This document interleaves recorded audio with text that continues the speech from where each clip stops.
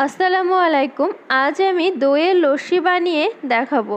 তার জন্য আমি এখানে একটা মিক্সি বোল নিয়েছি। এবার তাতে দিলাম 2 চামচ মতো চিনি। আমি 1 গ্লাসের করব, তাই 2 চামচ দিলাম। আর দেব 4 চামচ মতো দই। এবার দিয়ে দেব আইস কিউব, আর দেব জল। জলটা দিয়ে দিলাম। এবার আমি ব্লেন্ড করে নেব। ব্লেন্ড করা হয়ে গেছে। এবার আমি ওতে দেব পাতিলেবুর রস। আমি 1 চামচ মতো পাতিলেবুর রস দিলাম। আর দেব বিট নুন।